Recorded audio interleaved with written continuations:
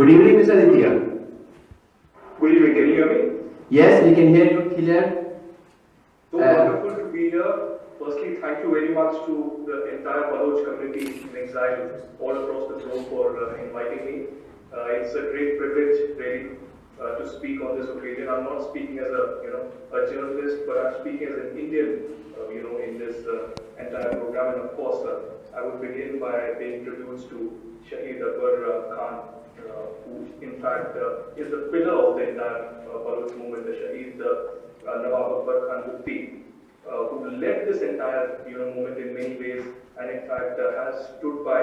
And it's the 10th death anniversary that we are marking today, and it's so unfortunate that after years the Baloch struggle has finally now in fact been highlighted, and only after Prime Minister Narendra Modi in fact highlighted it on Independence Day. And I really hope that there is much more that is resonates all across the globe. Of course, we are witnessing events in South Korea, as far as United States, in Germany, of course, in Geneva, and of course I just received videos and photographs from in fact Balochistan in Dera Mufti in Quetta, how there was a complete shutdown today, just as a symbolic gesture to mark this important historic day.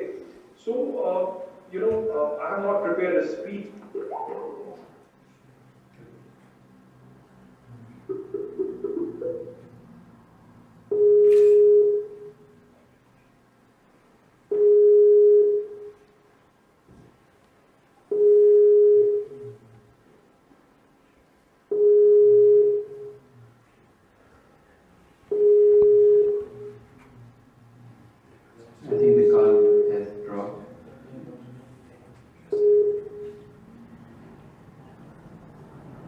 Sir, I think the call has dropped.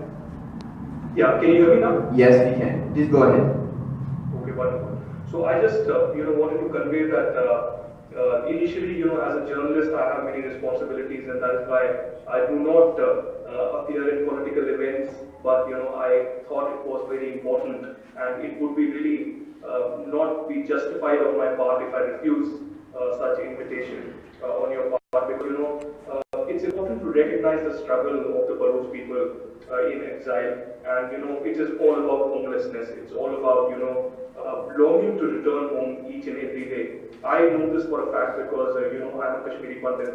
I hail from Kashmir Valley, and I'm sure आप सब लोग वहाँ पर जानते होंगे कि कश्मीर में कैसे आजकल फिर से बहुत आतंकवाद हो रहा है, पत्थरबाजी हो रही है, और आप देख ही रहे हैं कि कैसे और मीडिया में क्या सब चल रहा है और भारत और पाकिस्तान के दरमियान क्या हो रहा है. तो मैं कश्मीरी पंडित हूँ, I'm a Kashmiri Pandit, and in 1990 I met a similar kind of exile, forcibly to Pakistan. Of course, Pakistan backed terrorism, and since I've been in New Delhi. But speaking about the recent changes that we've seen, of course, India was almost pressurized in making such a statement on Balochistan because there is complete cross-border terrorism that has emanated from the Pakistani side. We have seen terrorists being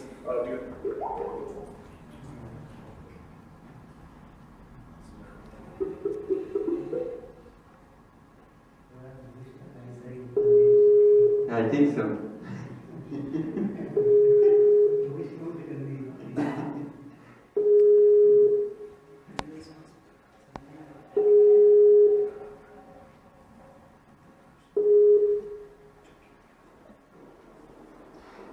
Sir, maybe ISI has put a bug on your Skype? Or seems to be a bad network. Maybe there is a bug. Please go ahead. Yeah. So basically, I was just touching about the violence in the Kashmir Valley, the terrorism. एक तरफ कश्मीर पे पाकिस्तान बोलता है कि हम आज़ादी की बात करते हैं, कश्मीर की तहरीक की बात करते हैं, लेकिन the reality of it is the cross-border terrorism emanating from Pakistan. Pakistan has no right over Kashmir or Pakistan occupied Kashmir or Gilgit-Baltistan or even Balochistan. For last several years,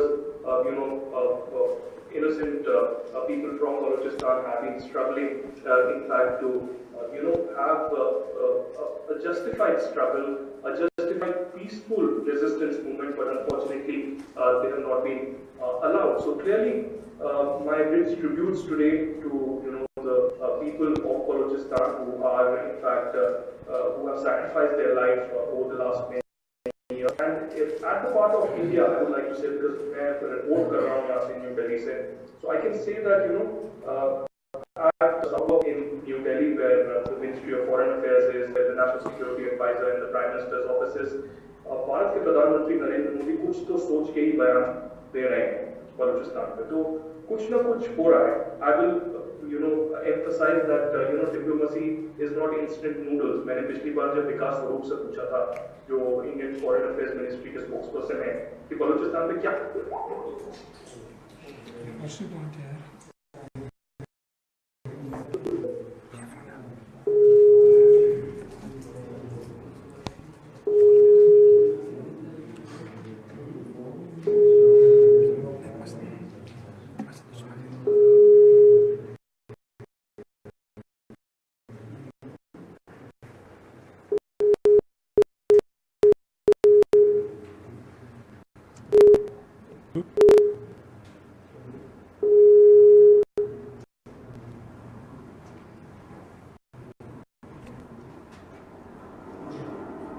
Sir, please continue.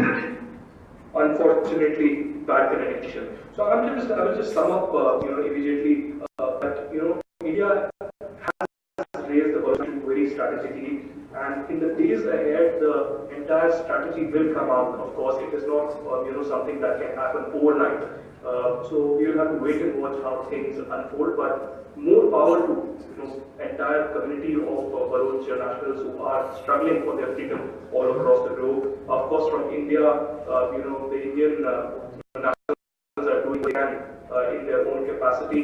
But yes, when I spoke to people close to Prime Minister Narendra Modi, they said that Prime Minister Narendra Modi was very concerned about developments in Balochistan, about the human rights violations, and that is why he has told the Ministry of External Affairs and the National Security Advisor to formulate a policy to get in touch with the Baloch people in exile, so that there is something that India can do.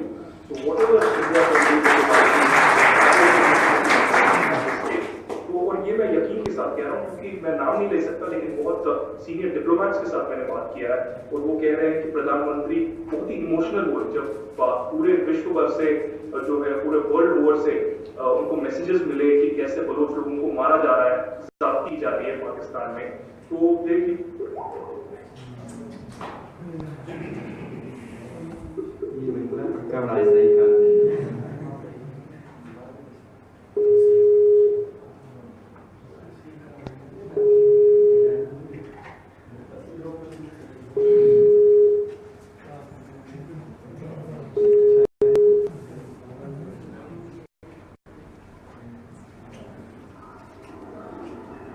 Sir, please continue.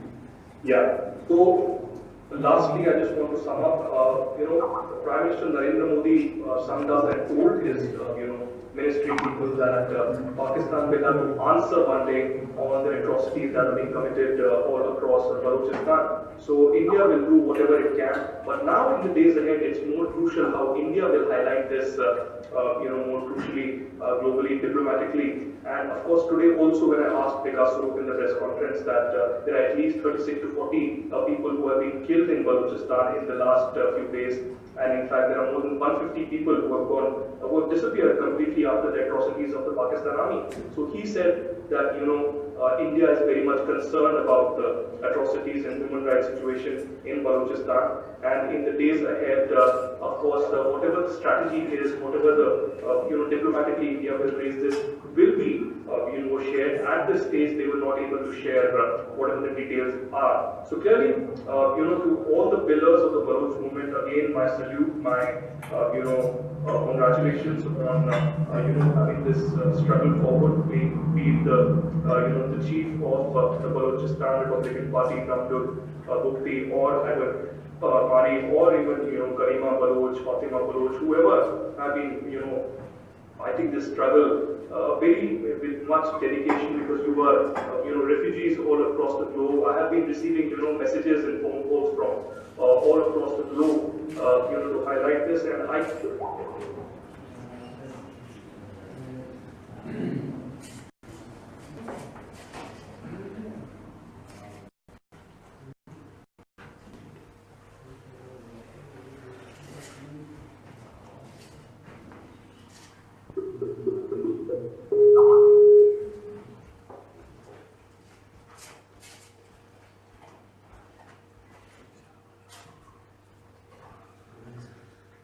Sir, please go ahead.